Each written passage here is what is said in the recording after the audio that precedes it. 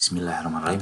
Assalamualaikum warahmatullahi wabarakatuh. Teman-teman, video ini saya mau ngejelasin konsep namanya just in time atau GIT. Ini adalah video part 4 dari inventory management. Inventory itu gudang. Jadi bagaimana kita memanage atau mengatur gudang. Jadi GIT atau just in time ini adalah teori atau metode yang dipopulerkan oleh Toyota. Jadi saya sudah berulang-ulang di channel ini bilang pebisnis itu wajib baca buku The Toyota Way. Jadi ada cari buku namanya The Toyota Way. Jadi dasarnya dari situ, cuman banyak banget buku atau googling aja materi tentang just in time. Nah, di video ini saya cuma ngejelasin konsepnya. Nanti kalau ternyata banyak yang excited, mungkin kita akan belajar teknisnya juga. Saya akan ajarkan teknisnya juga, apa yang saya alami dan belum tentu benar juga, tapi ya lumayan.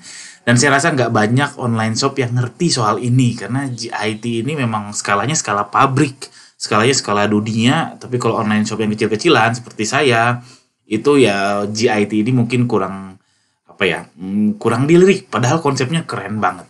Oke, kita mulai. Jadi just in time itu sesuai namanya, jadi just in time, ketika tepat pada waktunya. Sekarang bayangkan teman-teman jualan di Shopee atau Lazada atau Tokopedia, sistemnya PO, tapi bisa dikerjakan kurang dari 1 hari. Wah, ini kan keren banget.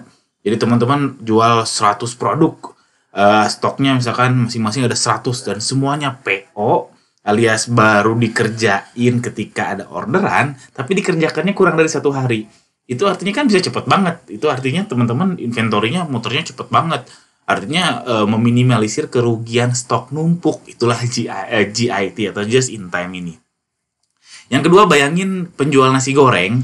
Jadi kalau ada abang nasi goreng tuh jalan di depan rumah, dia kan bawa barang, ada nasi, ada bawang, ada kerupuk, ada macam-macam bahan baku untuk bikin nasi goreng. Kan dia jualnya bukan hanya nasi goreng ya. Ada mie goreng, ada nasi maut, ada capcay, dan lain sebagainya. Itu baru dikerjain ketika ada orderan alias dadakan. Jadi sehingga dia nggak nyetok untuk nasi goreng doang, nggak nyetok untuk mie goreng doang. Jadi dia menyiapkan bahan baku yang umum. Sehingga nanti ketika ada orderan baru dia bikin, itu namanya dadakan. Sekarang bayangkan kalau teman-teman bisa jualan kayak gitu, mau produksi fashion kayak produksi tas kayak dan lain sebagainya, itu enak bisa menghemat banget, bisa meningkatkan profitnya teman-teman. Ini mungkin akan susah buat teman-teman yang reseller atau yang impor. Nah, kalau yang reseller impor, bayanginnya coba beli 1 kejual 1. Jadi bayangkan kalau teman-teman hari ini nih nyetok 1 nih di supplier, nyetok 1 langsung kejual 1. Nyetok 2 langsung kejual 2, nyetok 100 langsung kejual 100. Nah, itu kan cepet banget. Nah, itu bagus, itu namanya just in time. Ini konsepnya seperti itu, tapi prakteknya memang susah banget. Prakteknya memang gak mungkin 100%. Saya rasa Toyota juga nggak segitunya, karena teman-teman kalau punya mobil Toyota, teman-teman misalkan punya butuh satu part dari mobil teman-teman, itu tetap ada PO-nya, tetap 3 hari atau 4 hari kalau nggak salah. Itu mereka menerapkan konsep GIT ini, just in time-nya ini. Oke, mudah-mudahan paham. Jadi bayangannya seperti itu. Nah, jadi kalau mengusung konsep GIT ini, jadi pengiriman cepat sama produksi dadakan ini jadi juggling. Ini namanya juggling. Jadi kalau teman-teman baca bahasa Inggris, juggling itu kayak gini. Jadi kalau mau ngirim cepat, nggak bisa produksi dadakan. Kalau produksi dadakan, ngirim jadi lambat. Nah, itu harus mencari mana komposisi yang pas antara pengiriman cepat sama produksi dadakan. Ini memang cocoknya hanya untuk orang yang produksi sendiri ya, untuk online shop yang produksi sendiri, ya khususnya kayak fashion kayak saya. Saya sudah menerapkan ini ya 20% orderan lah. Dan alhamdulillah berhasil, paling telat itu 2 hari baru kekirim. Jadi kalau ada orderan, baru dibikin 2 hari kemudian dikirim. Tapi nggak semua produk, karena kalau semua produk saya belum mampu. Nah, kuncinya adalah forecast alias peramalan.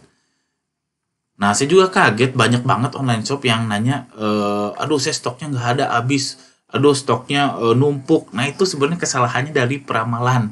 Jadi ini saya sudah bahas di video yang lain, silahkan cek aja di inventory management ini, linknya akan saya tuliskan di bawah. Jadi teman-teman harus tahu Kalau dari minggu ke-1 berapa kejual, minggu kedua berapa, minggu ketiga berapa, minggu keempat tuh harus dihitung berapa, jangan ngasal. Walaupun memang peramalan itu nggak akan mungkin 100% akurat ya, tapi saya sudah berhasil sekitar akurasi 90%, itu udah oke banget daripada misalkan minggu ini produk A kejual 1, produk B kejual 2, produk C kejual 3. Wah, saya merasa ini laku, terus minggu keempat saya nyetok 100. Nah, itu artinya rugi karena minggu keempat belum tentu terjual 100. Secara data itu nyaris impossible terjual 100. Kalau saya nyetok 100, alhasil uang saya habis ke 100 itu, padahal ada produk lain yang harus saya stok dan lain sebagainya. Karena uang saya kan terbatas, uang saya nggak nyetak uang. Kecuali kalau teman-teman memang capitalnya atau modalnya tak terbatas ya. Jadi intinya sekali lagi adalah forecast. Lalu secara umum, jadi rumusnya itu GIT itu yang tadi saya forecast sudah saya sampaikan. Ini kuncinya untuk bisa GIT. Yang kedua itu adalah lead time. Teman-teman harus tahu lead time-nya. Mau yang produksi kek, mau yang impor kek dan lain sebagainya, itu sama aja harus tahu lead time masing-masing operationalnya. Misalkan bikin kerudung tuh berapa hari, kerudung A berapa hari, kerudung B berapa hari, kerudung C berapa hari, dan itu kan nggak fix. Jadi nggak mungkin kerudung A 3 hari, terus nggak mungkin, itu harus kita cari rata-ratanya, kadang 3 hari, kadang 4 hari, kadang 5 hari, kita harus cari datanya. Itu yang produksi. Kalau yang untuk yang ngimpor juga harus tahu, oh saya ngimpor dari Cina itu 1000 piece sebulan, 2000 piece sebulan juga, berarti lead time-nya sebulan itu berapa hari, rata-ratanya berapa hari. Nah, ini harus tahu. Dan ini memang kompleks karena harus dihitung per SKU. Ini kalau tahu ini digabungkan dengan forecast, jadi kita tahu penjualan 2 minggu ke belakang, 2 minggu ke depan. Misalkan ya, 2 minggu ke depan kita terjual direncanakan terjual 100 piece. Maka kita harus nyetok dari kapan. Nah, dari kapan itu kita harus tahu dari lead time. Ini namanya lead time. Lalu kesediaan bahan baku juga penting. Ini agak nyambung ke lead time karena ada bahan baku yang memang menyediakannya lama. Misalkan nyetoknya bahan baku besi gitu, besinya itu memang harus diapain dulu sehingga memang lead time-nya lama banget. Nah, yang lama banget ini memang harus disediakan. Itu memang harus seperti itu. Dan yang terakhir yaitu vendor. Nah, vendor untuk yang reseller kan ya supplier atau vendor. Ini kunci juga supaya bisnis teman-teman sukses. Kalau vendor yang slow respon, banyak maunya, banyak ngutang lagi dan lain sebagainya, aduh itu susah. Jadi kuncinya vendor yang cepat tanggap. Nah, saya juga melakukan itu. Vendor kain kayak vendor jahit kayak yang slow respon itu nggak saya lanjutkan. Kalau udah ada yang fast respon, cepat, nurut, dalam tanda kutip nurut, itu akan dilanjutkan. Oke, mudah-mudahan paham konsep GIT ini atau just in time. Ini adalah konsep keren. Silahkan suplemen materi ini dengan googling, atau kalau teman-teman merasa tertarik dengan just in time ini, tuliskan aja di kolom komentar, nanti insya Allah akan saya bahas kelanjutannya, lebih ke teknisnya.